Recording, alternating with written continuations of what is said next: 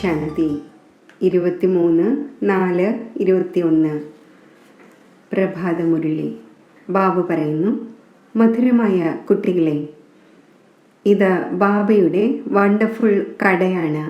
ഇതിൽ എല്ലാ വെറൈറ്റി സാധനങ്ങളും ലഭിക്കുന്നു. ആ കടയുടെ അധികാരിയാണ് നിങ്ങൾ.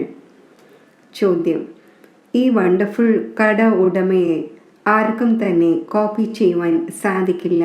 എന്തുകൊണ്ട്? ഉത്തരം: കാരണം ഈ ഒന്ന് സ്വയം സർവ ഖജനാവുകളുടെയും കലവറയാണ്. ജ്ഞാനത്തിൻ്റെ, സുഖത്തിൻ്റെ, ശാന്തിയുടെ, പവിത്രതയുടെ, സർവ സാധനങ്ങളുടെയും സാഗരമാണ്. ആർക്ക് എന്ത് വേണമോ അത് ലഭിക്കും. നിവൃത്തി മാർഗത്തിലുള്ളവരുടെ അടുക്കൽ, അതായത് സന്യാസിമാരുടെ അടുക്കൽ, ഈ സാധനങ്ങൾ ലഭിക്കുകയില്ല. ആർക്കും തന്നെ സ്വയം ബാബയ്ക്ക് സമാനം സാഗരമാണ് എന്ന് പറയുവാൻ സാധിക്കില്ല. ഗീതം: നിന്നെ നേടി നമ്മൾ ലോകം നേടി. ഓം ശാന്തി. ഇപ്പോൾ കുട്ടികൾ പരിധിയില്ലാത്ത ബാബയുടെ മുന്നിൽ ഇരിക്കുകയാണ്. ഈ ഒന്നിനെ പരിധിയില്ലാത്ത പിതാവെന്നും പറയാം, പരിധിയില്ലാത്ത ദാദ എന്നും പറയാം. പിന്നെ പരിധിയില്ലാത്ത കുട്ടികൾ ഇരിക്കുകയാണ്. ബാബ പരിധിയില്ലാത്ത ജ്ഞാനം നൽകിക്കൊണ്ടിരിക്കുന്നു. പരിധിയുള്ള കാര്യങ്ങൾ ഇപ്പോൾ ഒഴിവായി. ഇപ്പോൾ ബാബയിൽ നിന്നും പരിധിയില്ലാത്ത സമ്പത്ത് നേടണം. ഒരേ ഒരു കടയാണുള്ളത്. മനുഷ്യർക്ക് നമ്മൾ എന്താണ് ആഗ്രഹിക്കുന്നത് എന്നറിയില്ല. പരിധിയില്ലാത്ത ബാബയുടെ കടയാണെങ്കിൽ വളരെ വലുതാണ്. ആ ഒന്നിനെ പറയുന്നത് സുഖത്തിൻ്റെ സാഗരം, പവിത്രതയുടെ സാഗരം, ആനന്ദത്തിൻ്റെ സാഗരം, ജ്ഞാനത്തിൻ്റെ സാഗരം എന്നാണ്. ഒരു കട ഉടമയുടെ അടുത്ത് വളരെയധികം വെറൈറ്റികൾ ഉണ്ടായിരിക്കും. ഇതാണ് പരിധിയില്ലാത്ത ബാബ. ഇദ്ദേഹത്തിൻ്റെ അടുക്കലും വെറൈറ്റി സാധനങ്ങളുണ്ട്. എന്തെല്ലാമാണുള്ളത്? ബാബ ജ്ഞാനത്തിൻ്റെ സാഗരമാണ്, സുഖത്തിൻ്റെയും ശാന്തിയുടെയും സാഗരമാണ്. ബാബയുടെ അടുക്കൽ ഈ വണ്ടർഫുൾ അലൗകിക സാധനങ്ങളുണ്ട്. പിന്നെ സുഖകർത്ത, അതായത് സുഖമുണ്ടാക്കുന്നവൻ എന്ന് പാടപ്പെടുകയും ചെയ്യുന്നു. ഇത് ഒരേ ഒരു കടയായി. മറ്റാർക്കും തന്നെ ഇങ്ങനെ ഒരു കടയില്ല. ബ്രഹ്മ, വിഷ്ണു, ശങ്കരൻ്റെ അടുക്കൽ എന്ത് സാധനങ്ങളാണുള്ളത്? ഒന്നും തന്നെയില്ല. ഏറ്റവും ഉയർന്ന സാധനങ്ങൾ ബാബയുടെ അടുക്കലാണ്. അതിനാൽ ആ ഒന്നിൻ്റെ മഹിമ പാടപ്പെടുന്നു. ത്വമേവ മാതാശ്ച പിതാ, അതായത് നീ മാത്രമാണ് അമ്മയും അച്ഛനും. ഇങ്ങനെയുള്ള മഹിമ ഒരിക്കലും ആർക്കും പാടപ്പെടുന്നില്ല. മനുഷ്യർ ശാന്തിക്ക് വേണ്ടി അലഞ്ഞുകൊണ്ടിരിക്കുന്നു. ചിലർക്ക് ഔഷധം വേണം, ചിലർക്ക് മറ്റെന്തെങ്കിലും വേണം. അതെല്ലാം പരിധിയുള്ള കടകളാണ്. മുഴുവൻ ലോകത്തിലും എല്ലാവരുടെയും അടുക്കൽ പരിധിയുള്ള വസ്തുക്കളാണുള്ളത്. ഒരേ ഒരു ബാബയുടെ അടുക്കലാണ് പരിധിയില്ലാത്ത വസ്തുക്കളുള്ളത്. അതിനാൽ ആ ഒന്നിൻ്റെ മഹിമയും പാടുന്നു. പതീത പാവനനാണ്, ലിബറേറ്ററാണ്, ജ്ഞാനത്തിൻ്റെ സാഗരമാണ്, ആനന്ദത്തിൻ്റെ സാഗരമാണ്. ഈ എല്ലാ വെറൈറ്റി സാധനങ്ങളുമുണ്ട്. ലിസ്റ്റ് എഴുതുകയാണെങ്കിൽ വളരെ അധികമാകും. ഏതൊരു അച്ഛൻ്റെ അടുക്കലാണോ ഈ വസ്തുക്കളുള്ളത്, അപ്പോൾ കുട്ടികൾക്കും അതിൻ്റെ മേൽ അവകാശമുണ്ട്. എന്നാൽ ഇത് ആരുടെയും ബുദ്ധിയിൽ വരുന്നില്ല. നമ്മൾ ഇങ്ങനെയുള്ള അച്ഛൻ്റെ കുട്ടികളായിരിക്കുമ്പോൾ അച്ഛൻ്റെ വസ്തുക്കളുടെ അധികാരികൾ നമ്മൾ ആകേണ്ടതാണ്. ബാബ വരുന്നതും ഭാരതത്തിലാണ്. ബാബയുടെ പക്കൽ എന്തെല്ലാം സാധനങ്ങളുണ്ടോ അത് തീർച്ചയായും കൊണ്ടുവരും. വാങ്ങുവാനായി ബാബയുടെ അടുത്തേക്ക് പോകുവാൻ സാധിക്കില്ല. ബാബ പറയുന്നു, എനിക്ക് വരേണ്ടി വരുന്നു. കൽപ്പകൽപ്പങ്ങളിൽ കൽപ്പത്തിൻ്റെ സംഗമത്തിൽ ഞാൻ വന്ന് നിങ്ങൾക്ക് എല്ലാ സാധനങ്ങളും നൽകുന്നു. ഞാൻ എന്തെല്ലാം സാധനങ്ങളാണോ നിങ്ങൾക്ക് നൽകുന്നത് അത് പിന്നീട് ഒരിക്കലും ലഭിക്കുകയില്ല. പകുതി കൽപ്പത്തേക്ക് നിങ്ങളുടെ ഭണ്ഡാരം നിറയുന്നു. ഏതെങ്കിലും വസ്തുവിനു വേണ്ടി വിളിക്കേണ്ടി വരും വിധത്തിൽ അപ്രാപ്തമായ ഒരു വസ്തുവുമില്ല.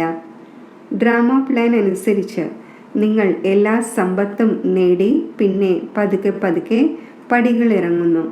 പുനർജന്മവും തീർച്ചയായും എടുക്കേണ്ടി വരും. 84 ജന്മങ്ങളും എടുക്കണം. 84ൻ്റെ ചക്രം എന്ന് പറയുന്നു, പക്ഷേ അർത്ഥം മനസ്സിലാക്കുന്നില്ല. 84 പകരം 84 ലക്ഷം ജന്മം എന്ന് പറയുന്നു. മായ തെറ്റ് വരുത്തിയിരിക്കുകയാണ്. ഇത് ഇപ്പോൾ നിങ്ങൾ മനസ്സിലാക്കുന്നുണ്ട്. പിന്നെ ഇതെല്ലാം മറന്നുപോകും. ഈ സമയത്ത് സാധനങ്ങൾ വാങ്ങുന്നു. സത്യയുഗത്തിൽ രാജ്യം ഭരിക്കുന്നു. എന്നാൽ ഈ രാജപദം നമുക്ക് ആരാണ് നൽകിയത് എന്നത് അവർക്കറിയില്ല. ലക്ഷ്മി നാരായണൻ്റെ രാജ്യം എപ്പോഴായിരുന്നു? സ്വർഗത്തിൻ്റെ സുഖം പാടപ്പെടുകയും ചെയ്യുന്നു. എല്ലാ രീതിയിലുമുള്ള സുഖം നൽകുന്നു.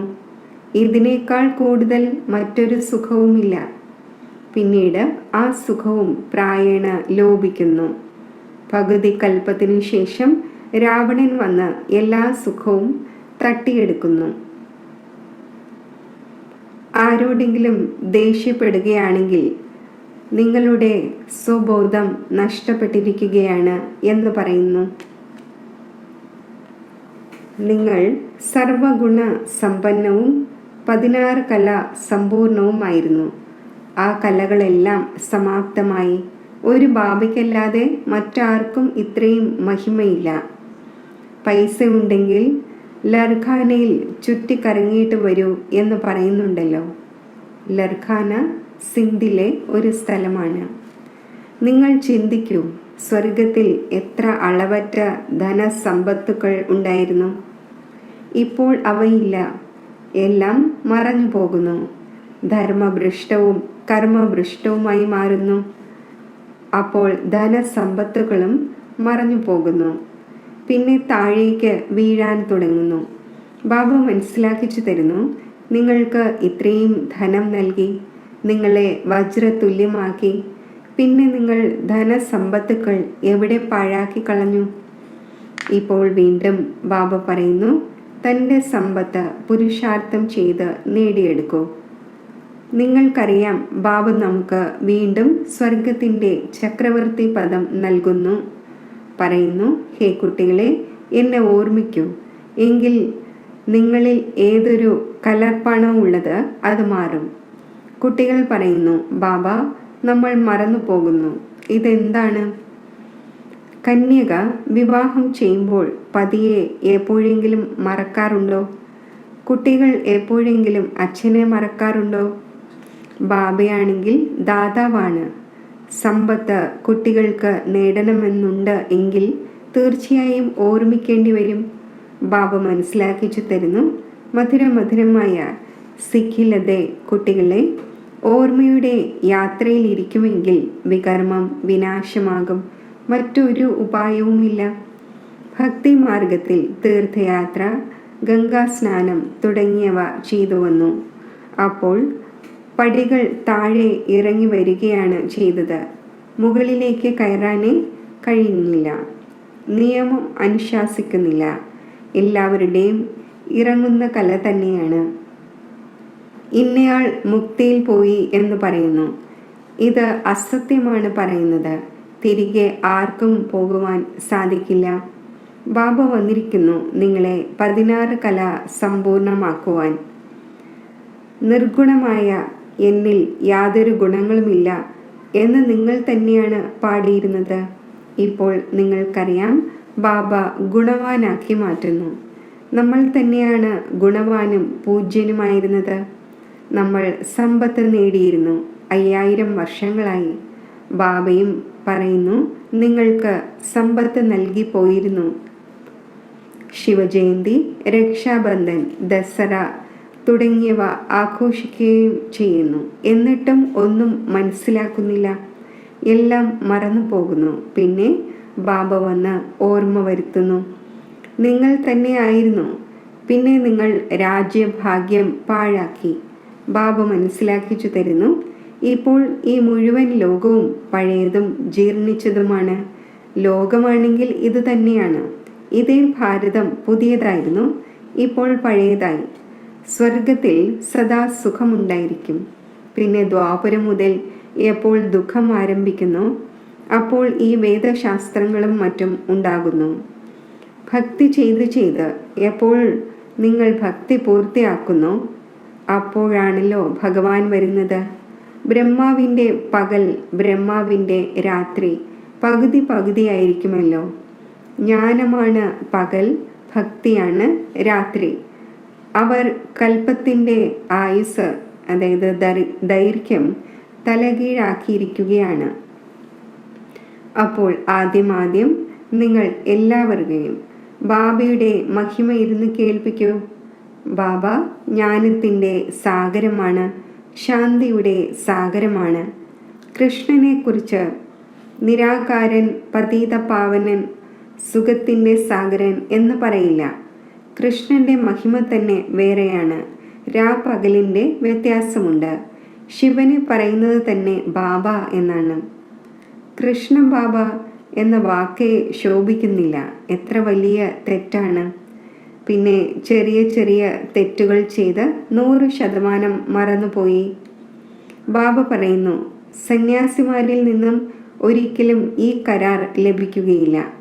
അവർ നിവൃത്തി മാർഗത്തിൻ്റെതാണ്. നിങ്ങൾ പ്രവൃത്തി മാർഗത്തിലുള്ളവരാണ്. നിങ്ങൾ സമ്പൂർണ്ണ നിർവികാരിയായിരുന്നു. വൈസ്ലെസ് വേൾഡ് ആയിരുന്നു. ഇതാണ് വിഷ്യസ് വേൾഡ്, വികാരി ലോകം. സത്യയുഗത്തിൽ കുട്ടികൾ ജനിക്കുന്നില്ലേ? അവിടെയും വികാരമുണ്ടായിരുന്നു എന്നവർ പറയുന്നു. അത് സമ്പൂർണ്ണ നിർവികാരി ലോകമാണ്. സമ്പൂർണ്ണ നിർവികാരി പിന്നെ എങ്ങനെ വികാരിയാകുവാൻ സാധിക്കും? പിന്നെ സത്യയുഗത്തിൽ ഇത്രയും മനുഷ്യരുണ്ട്, ഇതെങ്ങനെ സാധ്യമാകും? അവിടെ ഇത്രയും മനുഷ്യരുണ്ടായിരിക്കില്ല. ഭാരതമല്ലാതെ മറ്റൊരു ഖണ്ഡവും കാണില്ല. നമുക്ക് അംഗീകരിക്കാൻ കഴിയില്ല എന്നവർ പറയുകയും ചെയ്യുന്നു. ലോകമാണെങ്കിൽ സദാ നിറഞ്ഞതായിരിക്കുന്നു, ഒന്നും മനസ്സിലാക്കുന്നില്ല. ബാബ മനസ്സിലാക്കി തരുന്നു, ഭാരതം ഗോൾഡൻ ഏജ് ആയിരുന്നു. ഇപ്പോഴാണെങ്കിൽ അയൺ ഏജും കല്ല് ബുദ്ധിയുമാണ്. ഇപ്പോൾ കുട്ടികളായ നിങ്ങൾ ഡ്രാമയെ മനസ്സിലാക്കി. ഗാന്ധിജിയും മറ്റുമെല്ലാം രാമരാജ്യം ആഗ്രഹിച്ചിരുന്നു. മഹാഭാരത യുദ്ധം നടന്നതായി കാണിക്കുന്നു. കഴിഞ്ഞു. പിന്നെ കളി സമാപ്തമായി. പിന്നീട് എന്ത് സംഭവിച്ചു? ഒന്നും കാണിച്ചിട്ടില്ല. ബാബയിരുന്ന് ഇത് മനസ്സിലാക്കിച്ചു തരുന്നു. ഇതാണെങ്കിൽ തികച്ചും സഹജമാണ്. ശിവജയന്തി ആഘോഷിക്കുന്നു. അപ്പോൾ തീർച്ചയായും ശിവബാബ വരുന്നുണ്ട്. ആ ഒന്ന് ഹെവൻലി ഗോഡ് ഫാദറാണ്. അപ്പോൾ തീർച്ചയായും ഹെവൻ്റെ ഗേറ്റ് തുറക്കുവാനായി വരും.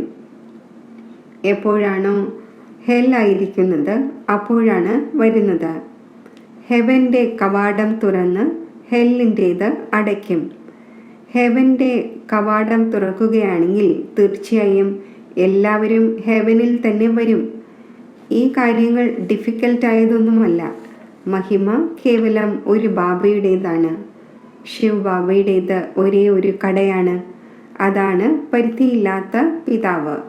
പരിധിയില്ലാത്ത ബാബയിലൂടെ ഭാരതത്തിന് സ്വർഗത്തിൻ്റെ സുഖം ലഭിക്കുന്നു. പരിധിയില്ലാത്ത ബാബ സ്വർഗം സ്ഥാപിക്കുന്നു. തീർച്ചയായും പരിധിയില്ലാത്ത സുഖമുണ്ടായിരുന്നു.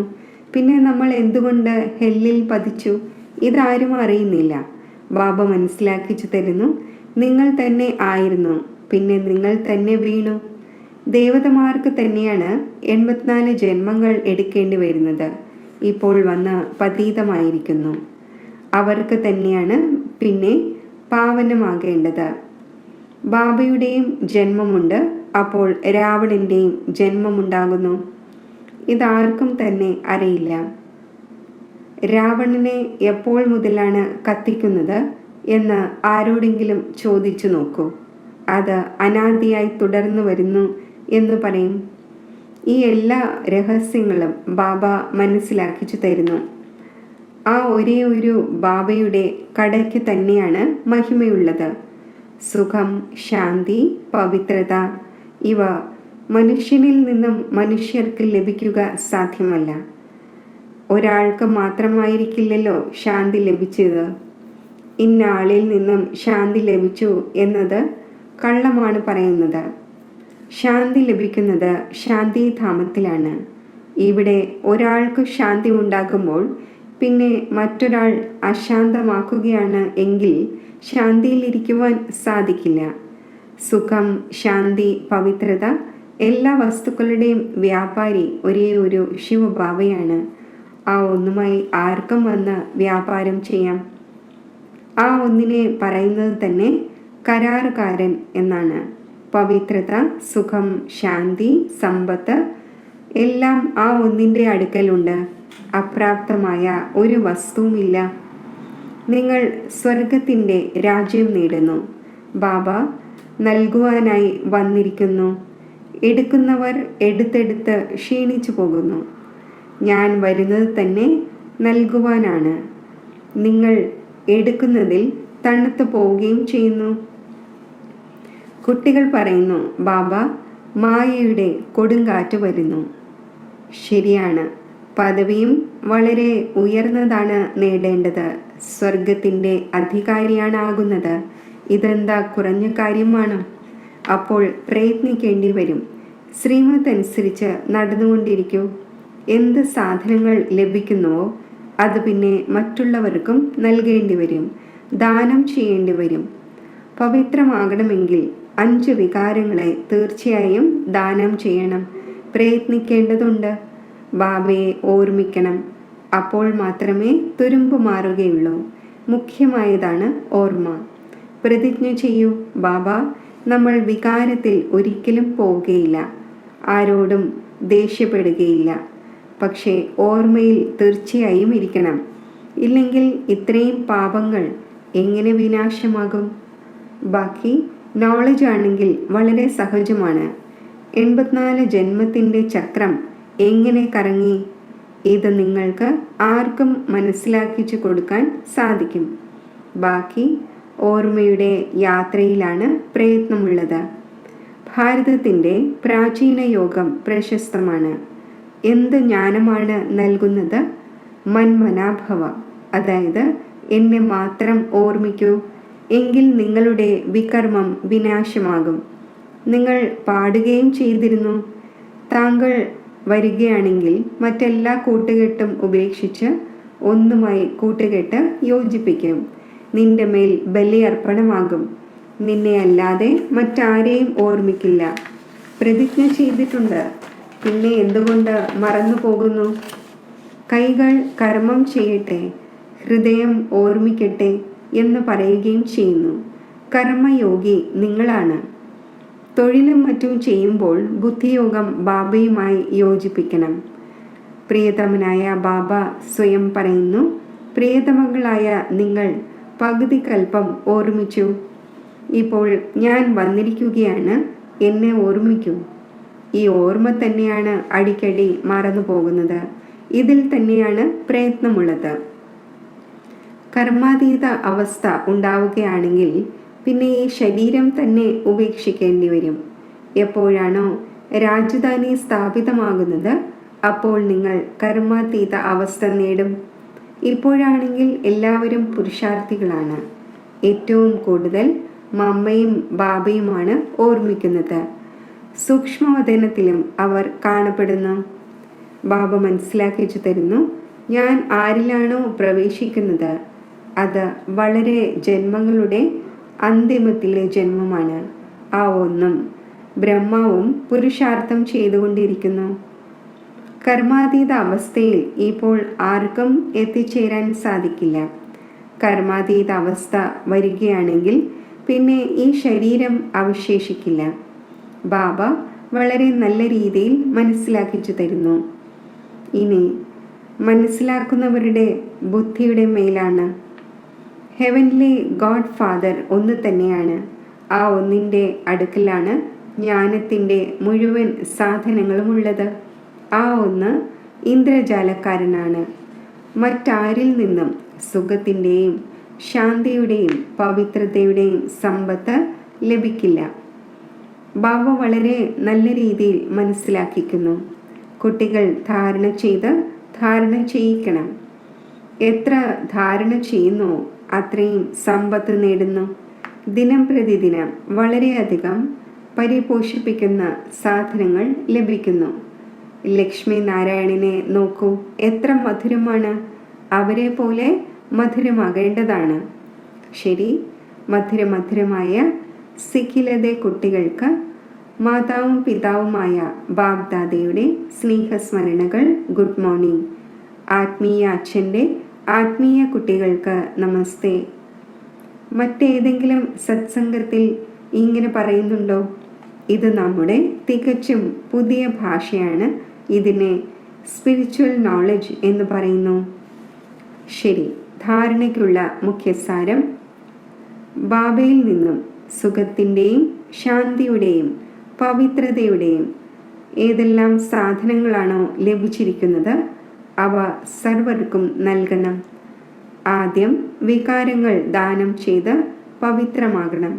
പിന്നെ അവിനാശി ജ്ഞാനധനം ദാനം ചെയ്യണം. ദേവതമാരെ പോലെ മധുരമാകണം. ബാബ് ദാദയോട് ഏതൊരു പ്രതിജ്ഞ ചെയ്തോ അത് സദാ ഓർമ്മ വയ്ക്കണം. ബാബയുടെ ഓർമ്മയിലിരുന്ന് വികർമ്മവും വിനാശമാക്കണം. വരദാനം: തന്നെ പ്രതിയും സർവ ആത്മാക്കളെ പ്രതിയും ലോഫുൾ ആകുന്ന ലോ മേക്കറും ന്യൂ വേൾഡ് മേക്കറുമായി ഭവിക്കട്ടെ. ആരാണോ സ്വയം പ്രതി ലോഫുൾ ആകുന്നത് അവർക്ക് തന്നെയാണ് മറ്റുള്ളവരെ പ്രതിയും ലോഫുൾ ആകുവാൻ സാധിക്കുന്നത്. ആരാണോ സ്വയം ലോ ബ്രേക്ക് ചെയ്യുന്നത് അവർ മറ്റുള്ളവരിൽ ലോ നടത്തിക്കുവാൻ സാധിക്കില്ല. അതിനാൽ സ്വയം തന്നെ നോക്കൂ. രാവിലെ മുതൽ രാത്രി വരെ മനസ്സ, സങ്കല്പത്തിൽ, വാക്കിൽ, കർമ്മത്തിൽ, സമ്പർക്കത്തിൽ അഥവാ പരസ്പരം സഹയോഗം നൽകുന്നതിൽ അഥവാ സേവനത്തിൽ എവിടെയെങ്കിലും ലോ ബ്രേക്ക് ആകുന്നില്ലല്ലോ. ആരാണോ ലോ മേക്കർ അവർക്ക് ലോ ബ്രേക്കർ ആകുവാൻ സാധിക്കില്ല. ആരാണോ ഈ സമയം ലോ മേക്കർ ആകുന്നത് അവർ തന്നെയാണ് പീസ് മേക്കറും ന്യൂ വേൾഡ് മേക്കറുമായി മാറുന്നത്. സ്ലോഗൻ: കർമ്മം ചെയ്യുമ്പോഴും കർമ്മത്തിൻ്റെ നല്ലതോ മോശമോ ആയ പ്രഭാവത്തിൽ വരാതിരിക്കുന്നത് തന്നെയാണ് കർമാതീത സ്ഥിതി. ഓം ശാന്തി.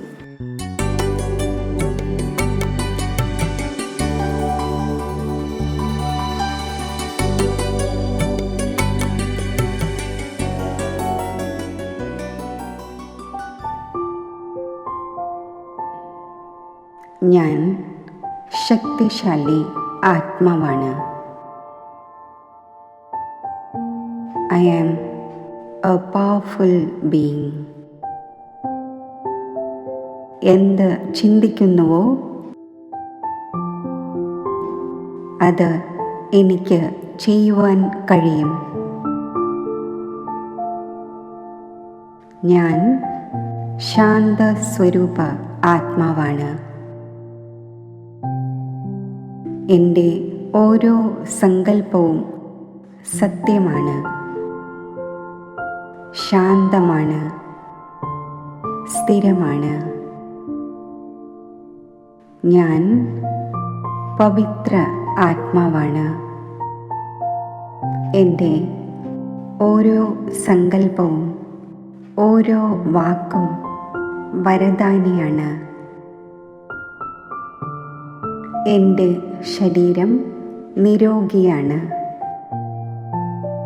എൻ്റെ ശരീരം സമ്പൂർണ്ണ ആരോഗ്യമുള്ളതാണ്. അങ്ങനെ ആയിരിക്കുകയും ചെയ്യും.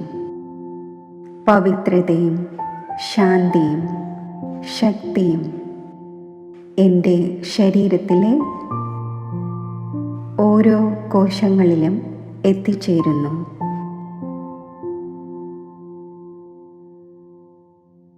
എൻ്റെ രോഗപ്രതിരോധ ശക്തി ഏറ്റവും ഉന്നതമാണ്, ഉയർന്നതാണ്.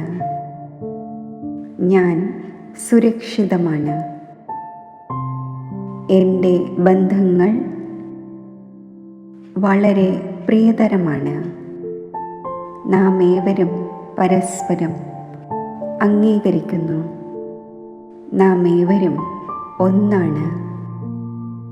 എൻ്റെ ഉദ്യോഗം, എൻ്റെ വ്യാപാരം സുരക്ഷിതമാണ്. എൻ്റെ സഫലത സുനിശ്ചിതമാണ്. എൻ്റെ ഔദ്യോഗിക ജീവിതം മുന്നോട്ട് തന്നെ പോയിക്കൊണ്ടിരിക്കും. എൻ്റെ സഫലത സുനിശ്ചിതമാണ്. എനിക്ക് ചുറ്റും പരമാത്മാവിൻ്റെ ശക്തികളുടെ ഒരു ഊർജത്തിൻ്റെ വലയമുണ്ട്. വൈറ്റ് ഗോൾഡൻ ലൈറ്റിൻ്റെ ഒരു വലയം.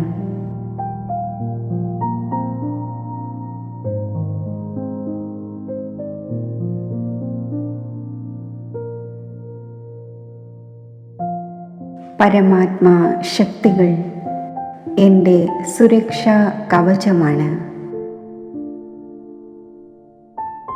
ഈ ഊർജ വലയത്തിൻ്റെ ഉള്ളിൽ യാതൊന്നിനും പ്രവേശിക്കുവാൻ കഴിയില്ല. ഞാൻ ഈശ്വരൻ്റെ സ്നേഹത്താലും ശക്തികളാലും സംരക്ഷിക്കപ്പെട്ടിരിക്കുന്നു. പരമാത്മാ ശക്തിയുടെ ഊർജവലയം എൻ്റെ കുടുംബത്തിലുള്ളവരുടെ ചുറ്റുമുണ്ട്. എൻ്റെ കുടുംബവും സുരക്ഷിതമാണ്. പരമാത്മാവിൻ്റെ ശക്തികൾ ഈ സൃഷ്ടിയിലെ ഓരോരുത്തരിലും എത്തിച്ചേരുന്നു. God's power is reaching every soul on this planet. ഓരോ ആത്മാവും ശക്തിശാലിയാണ്, നിർഭയമാണ്, സുരക്ഷിതമാണ്.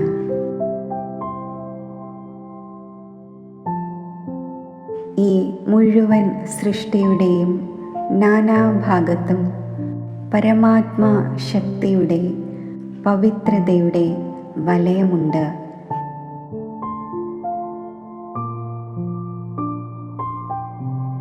ഈ ലോകം ഭദ്രമാണ്, സുരക്ഷിതമാണ്.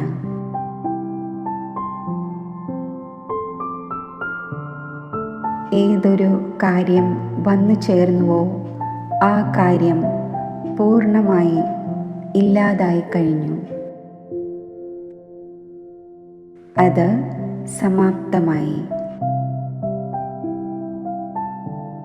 ഫിനിഷ്ഡ് ഫോർ എവർ,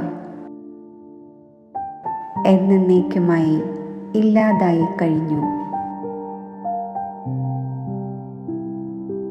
നമ്മുടെ ലോകം പരമാത്മാവിൻ്റെ ശക്തികളാൽ ഭദ്രമാക്കപ്പെട്ട് കഴിഞ്ഞു, സുരക്ഷിതമാക്കപ്പെട്ട് കഴിഞ്ഞു. ഓം ശാന്തി.